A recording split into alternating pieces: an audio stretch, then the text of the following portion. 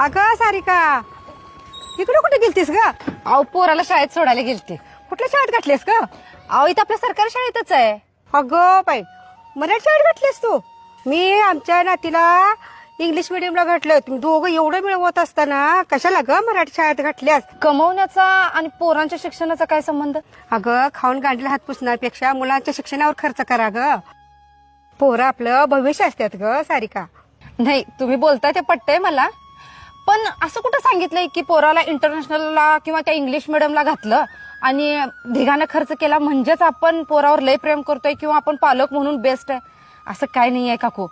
मला सांगा, पुढे जाऊन माझं पोरगं लय कुठं छान कुठल्या शिखरावर पोहोचल की नाही मला माहित नाही, पण मराठी शाळेत घातल्यामुळं माझं पोरगं आता येणाऱ्या ह्या जगात आणि येणाऱ्या काळात टिकून राहणार आणि बरोबर तोंड देऊन पुढे जाणार ह्याचा मला विश्वास आहे. कारण माझं पोरगं त्या शाळेत जाते ज्या शाळेत मी, माझा नवरा, माझा भाऊ, आपण सगळे शिकून पुढे आलोय.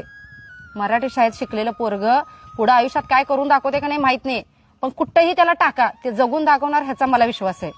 आणि काय हो, इंटरनॅशनल स्कूलमध्ये ठीक आहे ते इंग्लिश शिकवतात ना, मग मी माझ्या पोराला मराठी शाळेत घालून इंग्लिशचा एक्स्ट्रा क्लास लावलाय. झालं की विषय संपला इंग्लिश मिडियमचा. ठीक आहे, भाषेचाच विषय उरत असेल तर त्याचा क्लास लावू शकतोय, पण संस्काराचा विषय असेल तर मराठी शाळाच पाहिजे, जे त्याला आत्म तयार अशी करते की ते जगाला तोंड देऊ शकते. आणि इंग्लिश मिडियम शाळेमध्ये इंग्लिश शिकवलं जाते ब्रँडेड शाळेत, जिथं लई ढिगाने फी भरली जाते.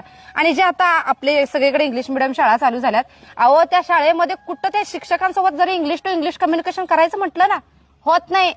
हिंदीमध्ये बोलतात, सीट हिअर, कम हिअर, एवढंच पोरगं ते इंग्लिश मिडियमला जाणार, एवढंच त्याला समजलं तरी नशीब.